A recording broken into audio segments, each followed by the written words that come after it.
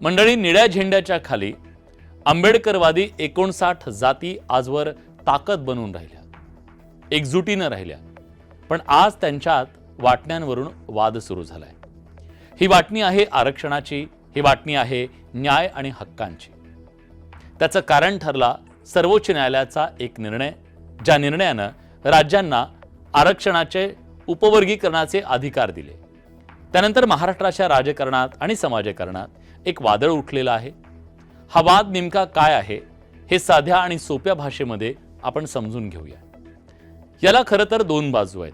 एका बाजूला उपवर्गीकरणाचे समर्थक आहेत, तर दुसऱ्या बाजूला उपवर्गीकरणाचे विरोधक आहेत. उपवर्गीकरणाला तीव्र विरोध करणाऱ्यांचं म्हणणं आहे की आंबेडकरवादी या 59 जातींची आजवर एकजूट राहिलेली आहे, ती तुटू देऊ नका. विरोधकांच्या बाजूला प्रामुख्यानं महार समाज आहे आणि चर्मकार समाज आहे. आणखी काही जाती आहेत ज्यांनी आज मुंबईच्या रस्त्यांवर मोठा मोर्चा काढला. त्याचं नेतृत्व आनंदराज आंबेडकरांनी केलं. शिवाय 27 आमदार आणि 2 मंत्र्यांचा सुद्धा या उपवर्गीकरणाला विरोध असल्याचं कळतंय. त्यांचंही म्हणणं आहे की उपवर्गीकरण झालं तर दलित चळवळीतल्या एकतेला मोठा तडा जाईल. संविधानानं अनुसूचित जातीला एकसंध मानलंय. जर आपण त्यात अंतर्गत भाग पाडले तर जातींमध्ये भिंती उभ्या राहू शकतात. जो समाज आजवर एकत्र लढला तो अंतर्गत संघर्षात अडकून पडेल. दुसरा आक्षेप हा आहे की सरकारनं या विषयासाठी एक समिती नेमली, अनंत बद्दर समिती. पण या समितीचा अहवाल अजून जाहीर न करता थेट हरकती मागवल्या गेल्या.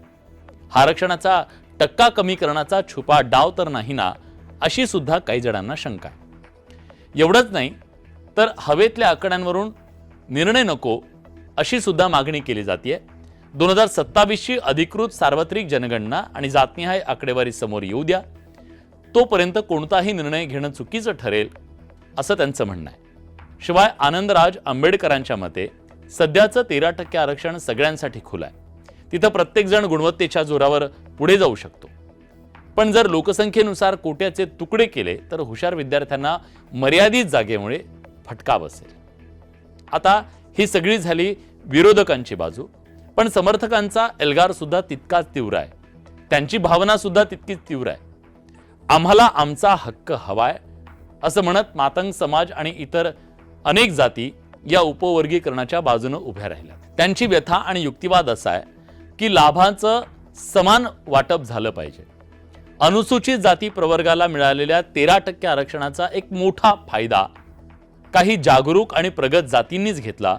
मातंग आणि इतर अत्यंत मागास जाती आजही शिक्षण आणि नोकरीमध्ये मागे राहिल्या. आम्ही जर याच कुटुंबाचा भाग आहोत तर मग आमचं ताट रिकामं का, हा त्यांचा खडा सवाल आहे. सर्वोच्च न्यायालयानं सुद्धा हे मान्य केलंय की अनुसूचित जातींमध्ये असे काही घटक कमालीचे वंचित राहिलेत.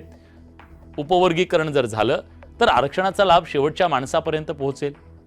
आता या विषयावर 1 लाखापेक्षा जास्त हरकती आणि सूचना सरकारकडे आल्यात. त्यावरून या विषयाची संवेदनशीलता लक्षात येते. मुख्यमंत्र्यांनी आता हे स्पष्ट केलंय की सरकारनं अजून कोणताही निर्णय घेतलेला नाहीये. सर्वपक्षीय नेते, संघटना आणि लोकप्रतिनिधींना विश्वासात घेतल्याशिवाय आणि सर्वोच्च न्यायालयाच्या चौकटीत राहूनच सरकार पुढची पावलं टाकेल. खरं तर ही लढाई आरक्षणाचा टक्का वाढवण्याची किंवा कमी करण्याची नक्की नाहीये, तर ती अंतर्गत सामाजिक न्याय हवा असणारा एक घटक आणि व्यापक राजकीय आणि सामाजिक एकजूट टिकवू पाहणारा दुसरा घटक यांच्यातली आहे. आता सरकार या दोन्ही भावनांचा आदर करत कोणता सुवर्णमध्य काढतं हे पाहणं औत्सुक्याचं ठरणार आहे. पण यातला सगळ्यात महत्त्वाचा मुद्दा हा आहे, भांडण हक्काचं असलं तरी सुद्धा एकजुटीला धक्का लागता कामा नये. या सगळ्याबद्दल तुम्हाला काय वाटतं कमेंटमध्ये नक्की कळवा. धन्यवाद.